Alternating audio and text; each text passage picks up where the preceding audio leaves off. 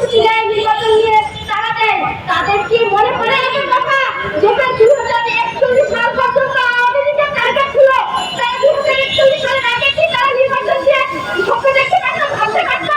গত নির্বাচনগুলো টাকা দেখেছি, নির্বাচনের আগে এই সব রাজনৈতিক দলের নেতারা জেলে থাকতো, আর এখন তারা এমন ভাবে তারা নেতৃত্ব কায়েম করার জন্য, তারা ক্ষমতা দখলের জন্য, এখন তারা দিচ্ছে নির্বাচনের জন্য, কই তাদের তো একবারও শহীদদের প্রচার প্রচার হয় না, শহীদরা ভুলে গেল যে শহীদদের রক্তের বিনিময়ে এই যে স্বাধীন হলো, সেই শহীদদের কথা ভুলে গিয়ে তারা এখন নির্বাচনের কথা বলে। আর তারা কি চায়? তারা হচ্ছে আওয়ামী লীগকে প্রতিপক্ষ ফিরিয়ে আনতে চায়, তাদেরকে রক্ষা করে না।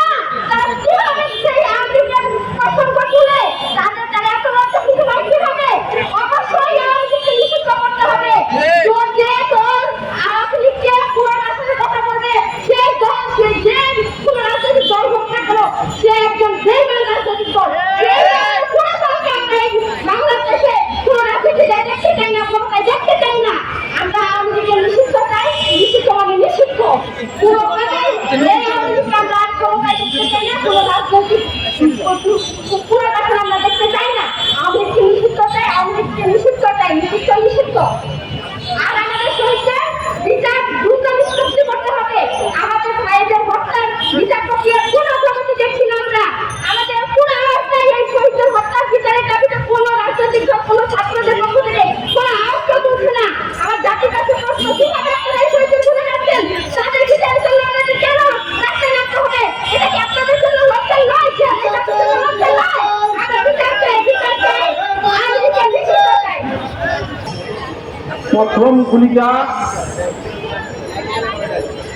কবি নজরুল কলেজে পড়াশোনা করে ওই ছেলের গুলি, মাথার গুলি উড়ে যায়, আমার ছেলে নাজিমুল হাসান এলেন, এই চোখে গুলি লাগে।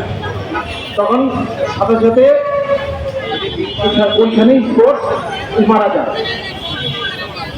এত একটা সুন্দর বাগানের গোলাপ ফুল, এত সুন্দর ছেলেটা, এত সুন্দর গোলাপ ফুলটা এই সুন্দর শেখ হাসিনা কিভাবে আমার ছেলেটাকে হত্যা করলো? এই ছবি হাসিনা এই বাংলার ছবিতে হত্যার বিচার করতে হবে, আবার তাকে নিষিদ্ধ করা হবে, নিষিদ্ধ করা হোক। আমরা চাই এই বাংলার জমিনে যাতে এই স্বৈরাচার আর কোনোদিন ফিরে না আসে। আমি আপনাদের এই মিডিয়ার কাছে অনুরোধ, আমার এত সত্য আমি একটু ফিরে পেতে বাগানের এত সত্য ছেলেটাকে আমার কেন সেইভাবে পারলো আমার আপনার আপনার বিচার পাইছি তারা যারা কিন্তু হচ্ছে না। আজকে আপনি এই মসজিদে বসে আছেন, এ আমাদের ছেলে রক্তের বিনিময়ে আপনারা রঙ্গমঞ্চ শুরু করে দিচ্ছেন। হত্যার বিচার না হওয়া পর্যন্ত এই বাংলার মাটিতে এই খুনি হাসিনা ঠাঁই হবে না এবং নিষিদ্ধ করতে হবে।